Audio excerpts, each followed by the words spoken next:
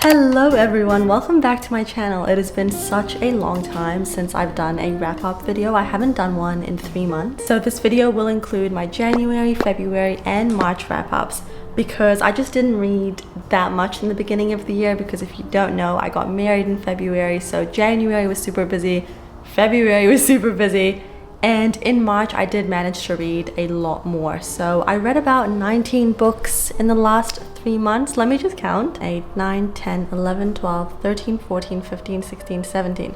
Okay, no, I lie. I only read 17 books, but what? So on my notes, I've got 17 books here, but 2 of them are actually DNFs, unfortunately.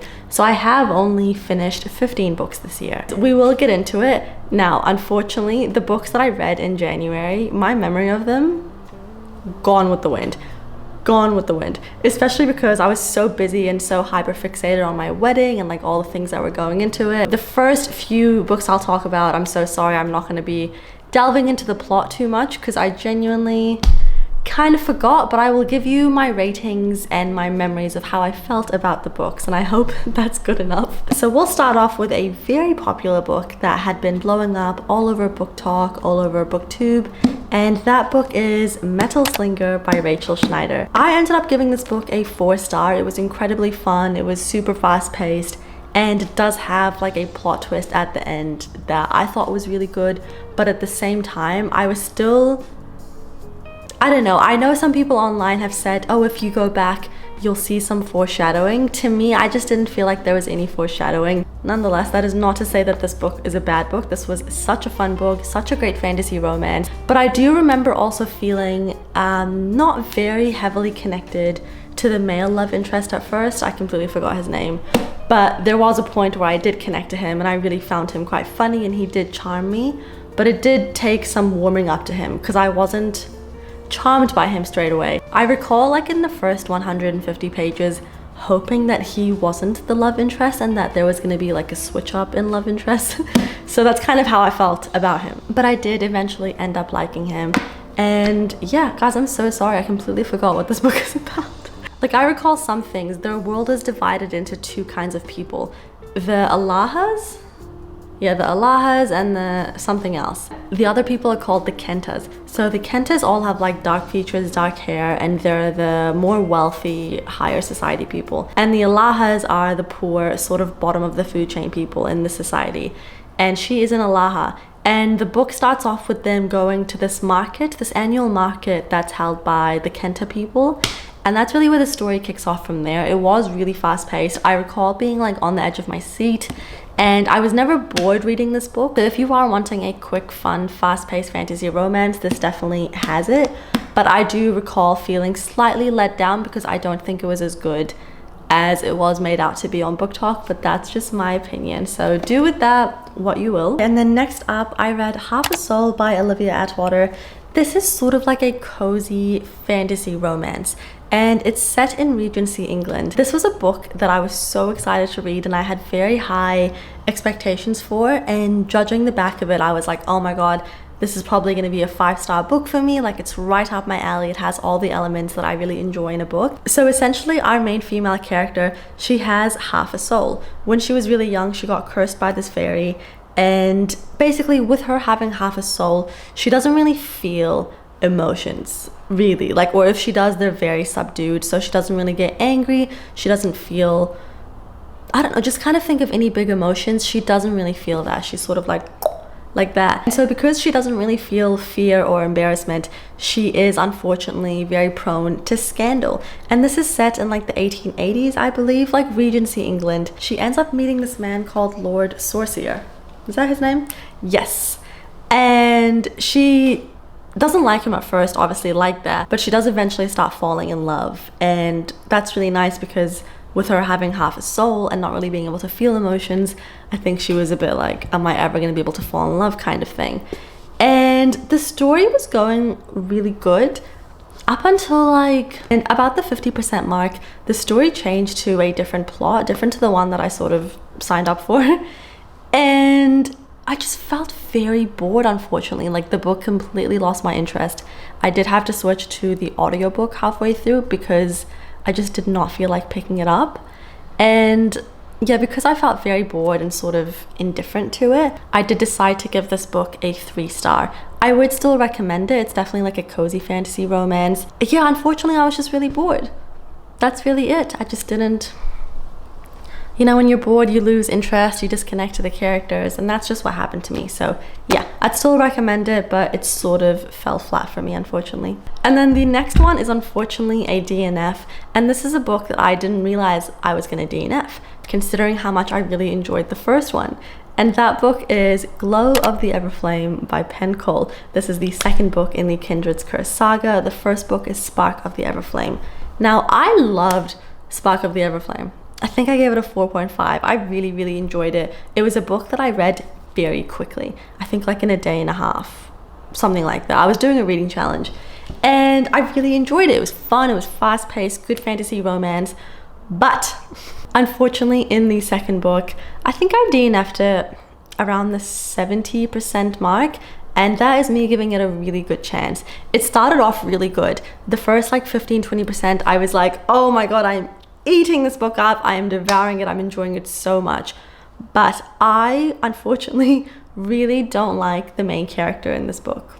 I really don't, and I wish I did, but she really got on my nerves, and she makes decisions that I was just like, I was like, girl, I cannot keep supporting you anymore. So yeah, because I just didn't really like her or connect to her towards the sort of middle of this book, and I know I'm not the only person that felt like this. My mom also DNF'd this book, and I've also seen people online DNF this book towards the end, or that they finished the book but they don't want to pick up the third book because they're like, I don't want to continue that series anymore. And my decision with DNFing it, not only because of the character, but because I realized that I have no intentions to continue or finish the series. So I was like, what's the point of me finishing the book if I know in my heart that I just don't really care for the story anymore? So I did unfortunately DNF it. I'm very sorry if you love that book. It was just my own personal experience. Okay, then the next book is The Goldfinch by Donna Tartt. This was a beautiful book. A beautiful novel. The journey it took me on, oh my God. If you're someone who enjoys character study sort of books, and specifically books where you follow one character really throughout their life, in this one it's not his entire life. You follow Theo from when he's 13 up until he's like late 30s, I believe. I'll have to double check, but you follow him for a very good chunk of his life and definitely his most formative years. This book starts off with Theo when he's 13 years old, and him and his mom are heading off to the museum, and they end up like in this art gallery and they're admiring all the artwork, and suddenly a really big catastrophe / terrorist attack happens, and unfortunately Theo loses his mom right then and there. He doesn't know that he's lost her at first. He goes home and he's like waiting for her. He's like, where is she? When is she gonna come home? But just before he left the museum, the entire place was in shambles, and there was an old man like dying on the ground, and I forget the conversation that happens, but he essentially tells Theo to take this artwork that's like hanging up on the wall. It's worth so much money, and it's this artwork. It's called The Goldfinch. So Theo ends up taking it and like hiding it, and the old man also gives him a ring, and this ring is like a signet ring, like sort of like a family heirloom sort of ring, and so Theo ends up taking that, and that is really the sort of thread that ties the entire story together. This book follows Theo through all of the emotions he feels and the hardships he goes through, but it's not all sad like that. Like, you also follow him while he's a teenager, and the friends he meets, and the loneliness he feels, and his very toxic relationship with his dad, and also him falling in love and getting a wife and stuff like that. It was just such a fantastic book. Like, the attention to detail. If you're someone who only wants plot, fast-paced, action-packed books, you will not enjoy this book. I mean, you might, but if you are someone who does enjoy that kind of character study, character analysis kind of book, and really feeling connected to a character, obviously if you don't connect to Theo, then you might not enjoy it.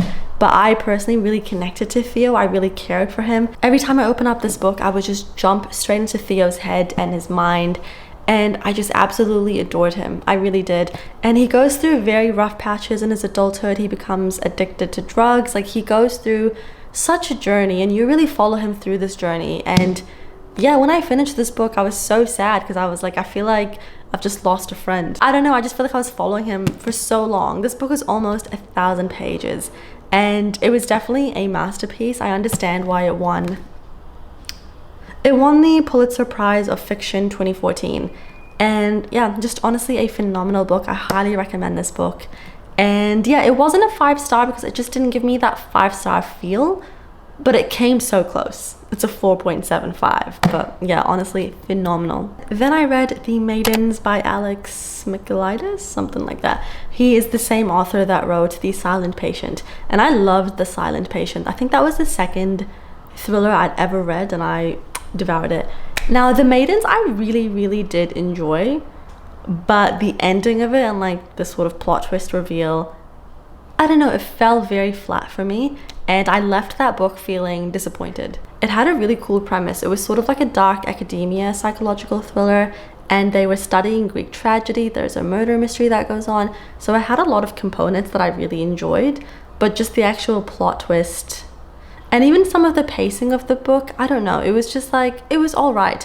I think I gave it a 3.5 or 3.75, something like that. I did really enjoy it, but it's also not very memorable, and just, it was okay. I would still recommend it, but I don't think it's as good as The Silent Patient. Okay, next is a fantasy romance that I was so excited for because it had a very cool concept, but unfortunately I despised the writing. Despised it. And that's a very strong word, but that book is The Games Gods Play by Abigail Owen.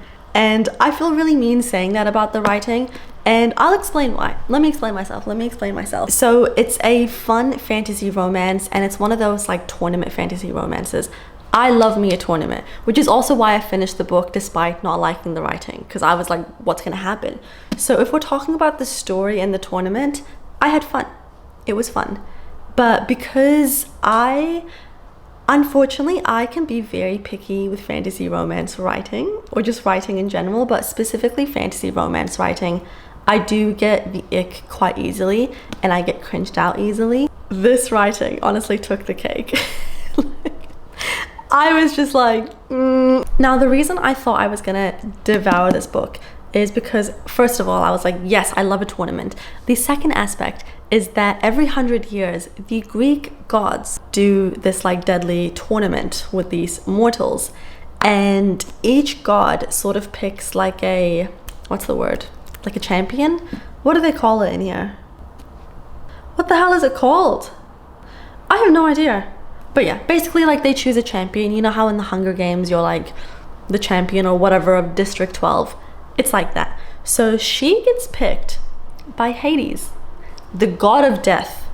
Now, when I think of the Greek gods, specifically Hades, like he is the god of death. Like he is, I don't know, like just this big, powerful being. Do you want me to tell you what Hades wears in this book? He wears skinny jeans, like acid washed black skinny jeans. It was the Greek gods in a very modern setting, and I think had it not been the Greek gods, I don't think I would have hated this book as, I don't hate it. I don't think I would have disliked it as much, but because it's the Greek gods, like the talk and the lingo in this book were so casual, it was almost like overhearing like a conversation that teenagers would have in this day and age. Between the Greek gods. It hurt me. It hurt me inside. It really did. I even recall that Hades has a group chat, like a group chat with all the Greek gods. And just the way they talk, the slang they use, it's literally like teenagers. And there was no chemistry at all between the main character and Hades. Like it was just, I think she was meant to be 23. I honestly felt like I was inside the mind of a 14-year-old, which is no hate to 14-year-olds. I love you guys so much. But it was just like, yeah, I've got personal beef with this book, to be quite honest with you. if you don't mind that kind of writing style, I think you would really like this book because it is fun, it's fast-paced, and like I said, the tournament aspect is enjoyable. It gets into it straight away. But for me, like, I couldn't handle it. It was so jarring. Like, I could not get over the Greek gods behaving like that, and I could not get over just how modernized it was. I don't know, it's not for me personally, but yeah. Okay, and then moving on to a fantasy romance that I absolutely loved, thank goodness, we have Quicksilver by Callie Hart. This book, for me, did live up to the hype. And it's such a nice feeling when you read a very hyped up book and it actually does live up to the hype, because a lot of times I do get disappointed. I do, unfortunately. Not with this bad boy. I devoured this book. I did. I think I gave it a 4.5, maybe a 4.75. Honestly, I loved it so much. Like, I really did. It was so good. I thought the magic system was really fun and very unique. And the story starts off with her stealing something. So she's very poor, she lives in the desert, and she does have to steal to sort of make a living and survive. And somehow she ends up opening up this portal into this different realm where the Fays exist. And that is where she meets King Fisher. I love this man. I really do love that man. I actually didn't love him immediately. It took me also some warming up to him. I think when we first met him and like the first sort of conversations they had together, I wasn't hooked. But very quickly on, I fell in love with that man. I really did. This book was so fun, so fast paced. And like I said, it has a very cool, unique magic system going on in this book.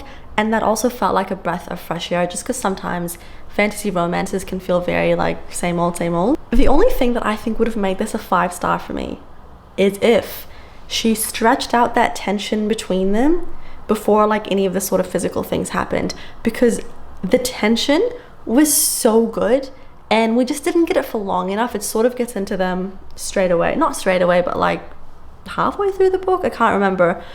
But it's such a shame because like that tension and sort of like pining, it wasn't even really pining, it was more like teasing, bantering, was just so good. There was this one scene like at the dinner table, and it's like a really huge dinner table, and they're sitting on opposite sides, and if he talks, like she can hear it all the way over there because he can like send his voice through the shadows.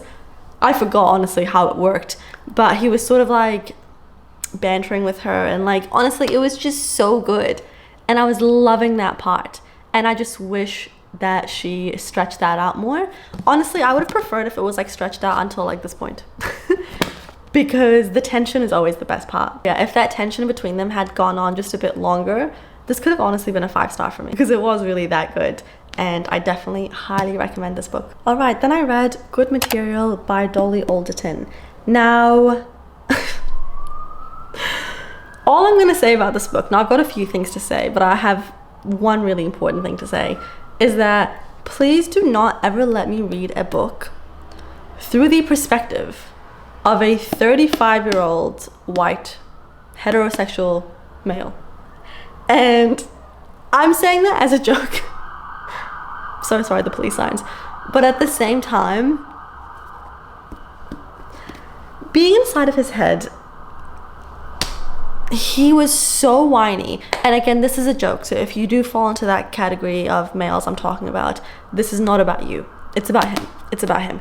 He is so whiny and so annoying. Basically, Andy and Jen, the couple in this book, they break up after 4 years of being together, and she breaks off with him, and he doesn't really know why. He's sort of like trying to figure it out inside of his head.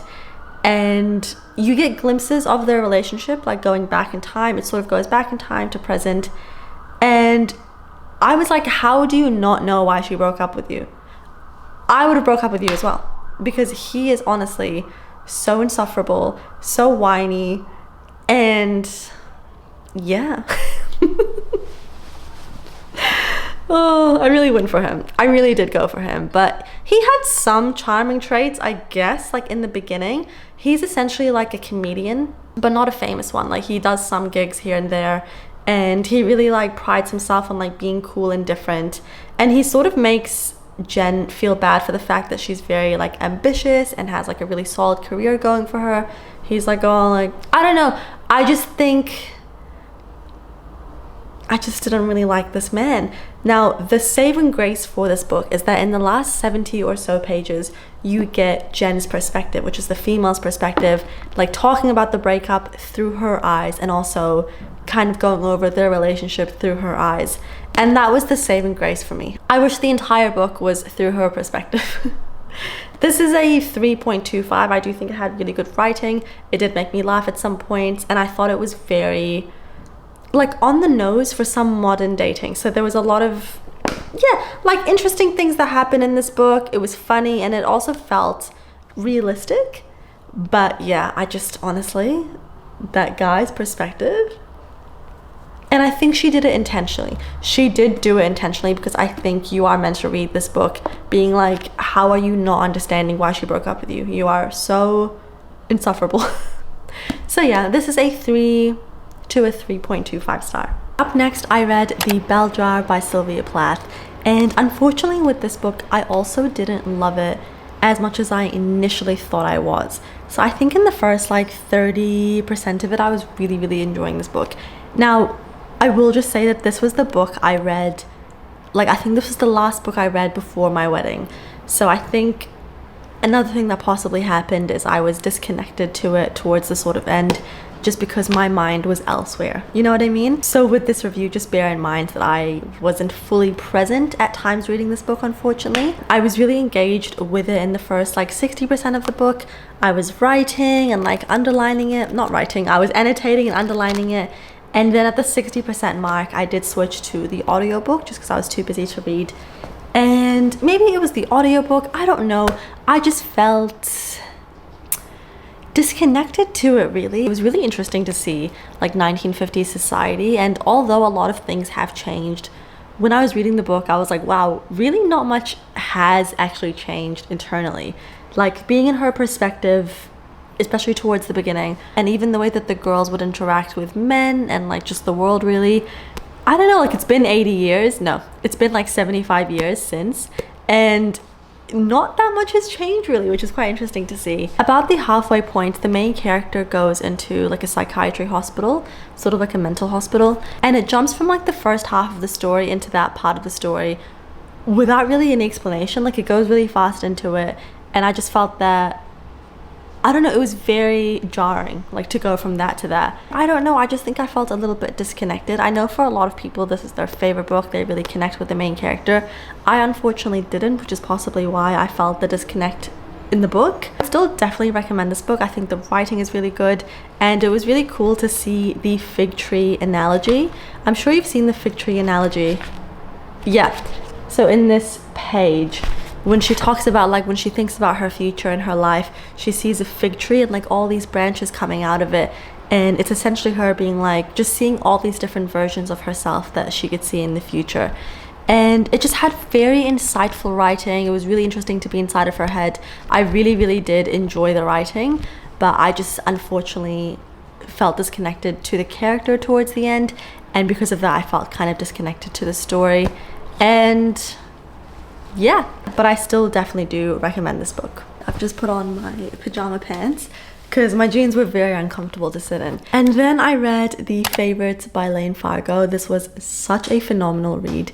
If you are someone that loved Daisy Jones and the Six and Carrie Soto is Back by Taylor Jenkins Reid, you would absolutely love this book. It follows our main character, who is a very competitive figure skater slash ice skater. The formatting of this book was really cool because it would be like half normal and then half of it would be in like a documentary slash interview style, and I just loved that component of the book. It really reminded me of Daisy Jones and the Six. And another thing I loved about this book is being inside the main girl's head, and I quickly realized how much I love sport fiction. If the main character is an athlete and very dedicated to their sport, super dedicated to their craft, and just seeing that sort of like hunger to win, like I love being inside of their mind. I've always been very amazed and fascinated by athletes because I honestly just can't believe that I'm like the same species as them. Like, what do you mean we have the same 24 hours in a day? Because I don't do what they do, and I wish I did. And just being inside of her head and like her hunger to win and to go to the Olympics and win gold, I absolutely loved it. Loved it. I loved the competitive aspect. It had me on the edge of my seat so many times. Like I was like, and it was just such a phenomenal read. The only thing that held it back for me from being a 5-star, what did I give it? Like a 4.5, I think. Yeah, the main thing that held it back for me is within this book, there is a love story. And unfortunately, I just didn't connect to the love story. And well, it's a very messy love story, but I just didn't connect to Heath, who is the male main character in this book. And because I didn't connect to him, or I didn't really feel, I don't know, I feel like the chemistry in this book was a lot of telling and not a lot of showing. Like I personally didn't feel super connected to them and their romance together. I know a lot of people did, so it could have just been like a me thing, but that was the only thing that held it back for me from being a 5-star. But besides that, that book was just perfection. I read it so quickly. I loved it. And yeah, I really want to read more books like this. I really do, because I loved Carrie Soto is Back. Like I was obsessed with it. And that's coming from someone who doesn't really know anything about tennis. You don't need to know anything about tennis to read that book. You don't need to know anything about figure skating to read The Favorites, although I'm sure if you do know about it, it would be even better. And then moving on to another DNF, unfortunately. And this is a book that I didn't hate DNF. This is a book that I intended to like soft DNF and come back to it. And then when I tried to come back to it, I was like, you know, I actually just don't really care for the characters, therefore I'm just gonna officially DNF it. That book is First Time Caller by B.K. Borison. Now, mind you, I have absolutely no hate towards this book. I don't have any like bad feelings towards this book. So this is not like, ugh, this book sucks, I'm gonna DNF it. This is more like a, I feel indifferent to this book, so I'm not gonna finish it. This is a contemporary romance. It is very cute. The main guy, he works for a love hotline, like a radio hotline. And the main girl's daughter, she ends up calling this hotline. And by the way, this hotline only airs like late at night. Her daughter calls in, she's sort of asking for love advice for her mom, which is our main character. And the mom comes into the room being like, oh my God, who are you talking to at night? Who is this boy you're talking to? So she gets the phone and she like has a go at Adrian. Is that his name, Adrian? Aiden. She has a go at him and they end up having this conversation that goes viral, and it brings a lot of attention to this radio channel, and more so like the show on the radio channel.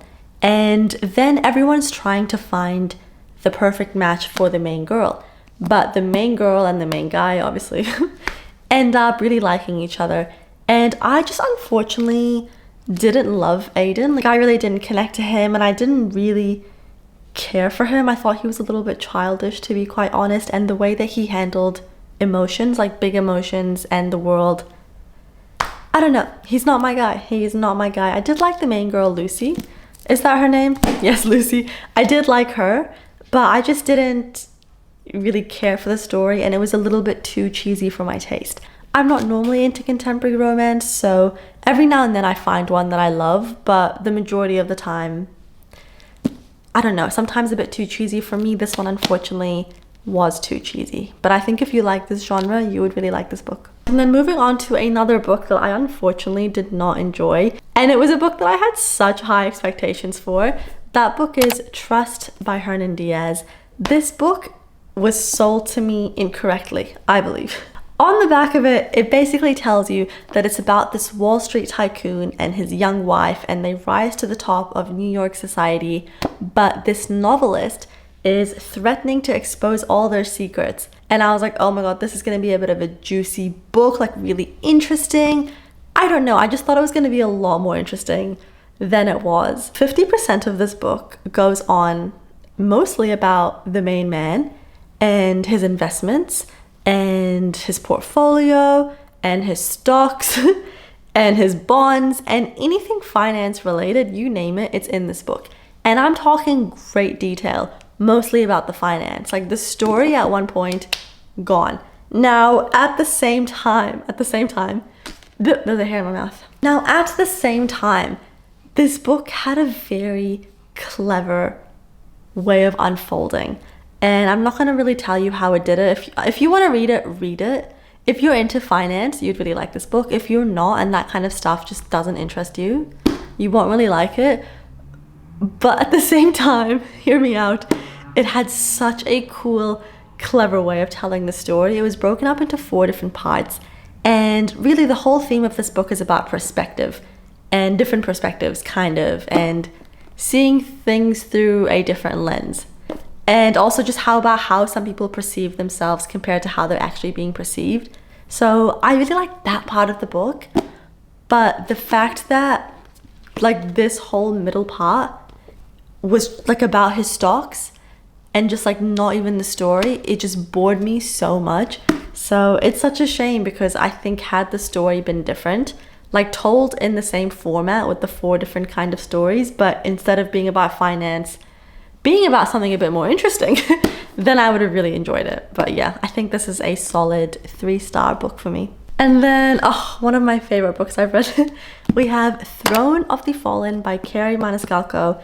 This is a spin-off from the Kingdom of the Wicked trilogy. Now, the Kingdom of the Wicked trilogy is a bit more YA. YA, borderline new adult.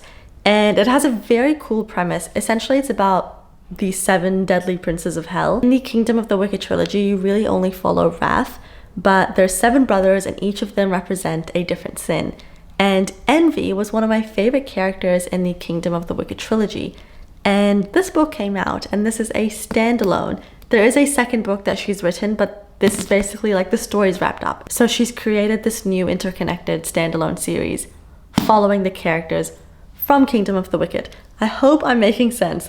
But basically, this one follows Envy, and Envy was one of my favorite characters, and it also follows Camilla. Now, this is set in like Regency England, like high society London. And if you guys know me, I love books like that. I devour books like that. And this book gave me everything I wanted.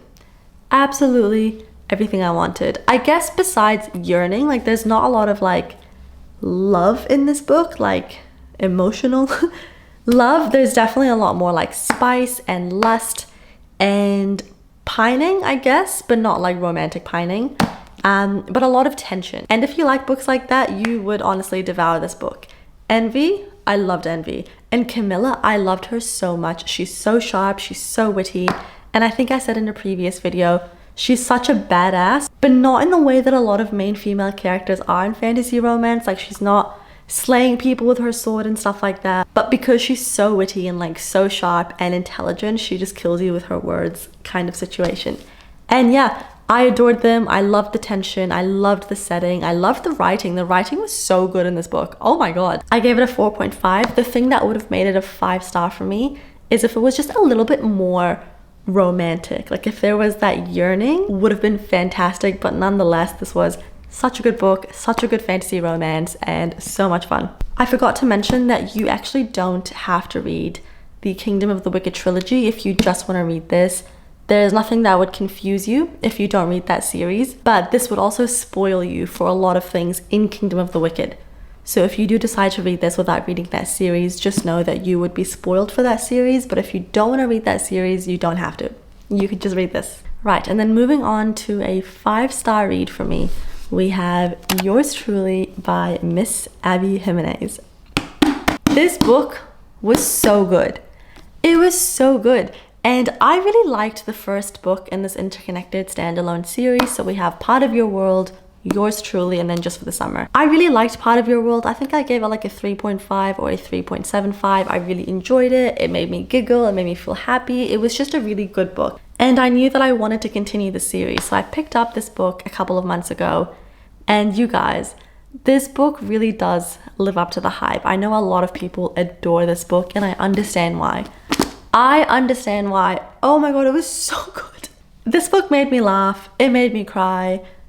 It made me feel all of the emotions. It was just so beautiful. It struck that perfect chord between like haha and sad and love, and it just had all the components so well. Like it was just executed so perfectly. The main 2 characters in this book, they're in their mid-30s. They both work at a hospital, and the main girl, she just went through a divorce. Her husband was cheating on her, and her little brother has, I forgot what stage of cancer it is. It's very bad, essentially. Like he is on dialysis and he needs a new kidney if he wants to live a long life, of course. She's very upset, going through all these big emotions. There's a lot of bad things happening in her life at the minute.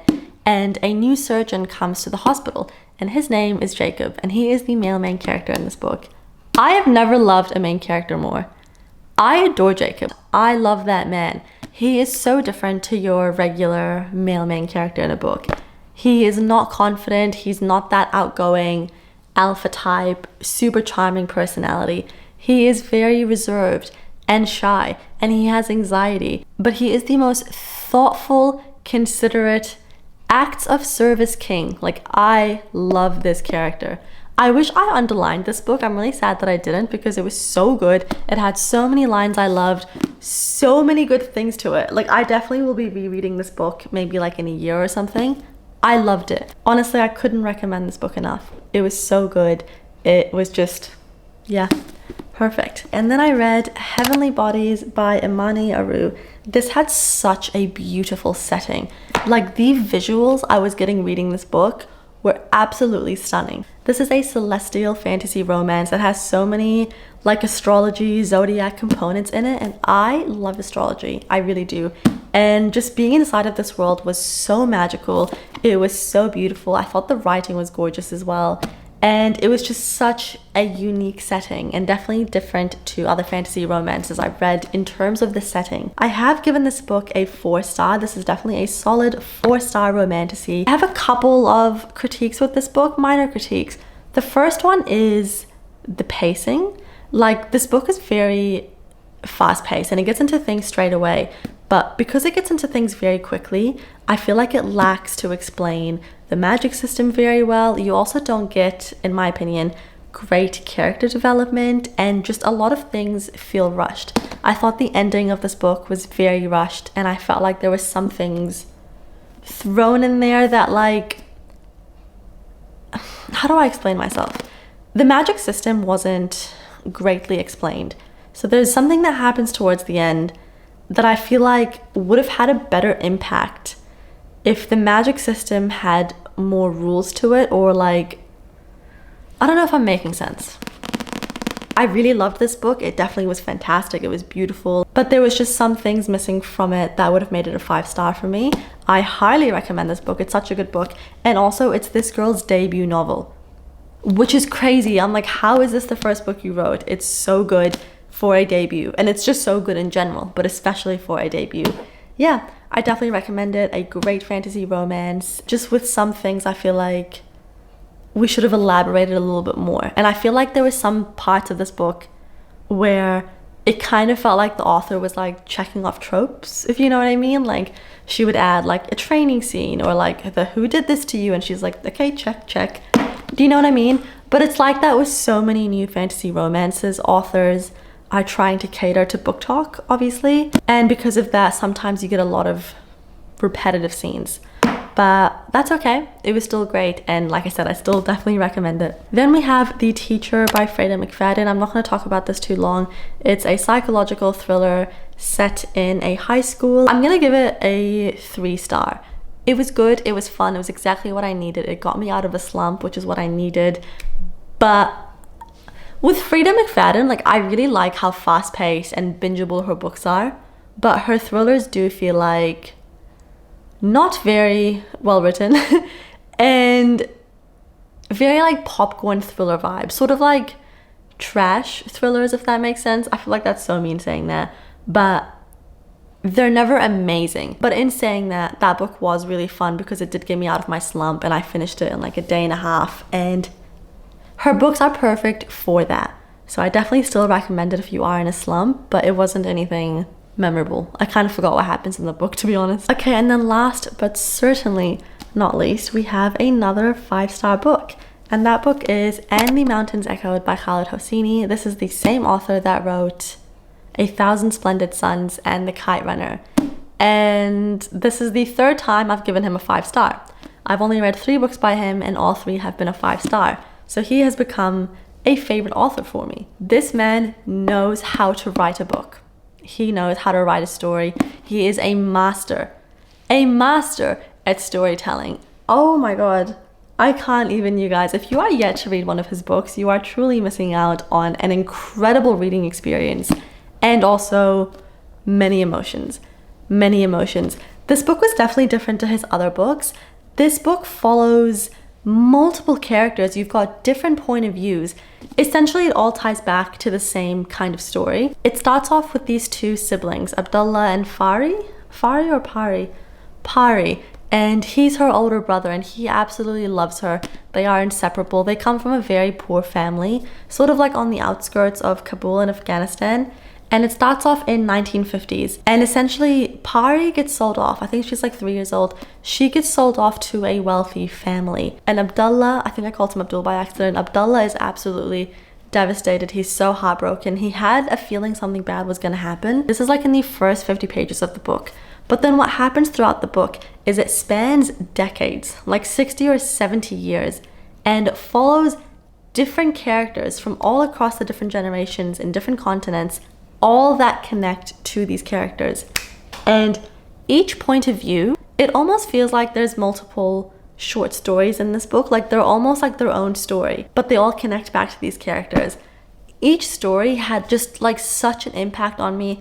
I was so invested. Like I was just like on the edge of my seat because I was just so emotionally connected to these characters.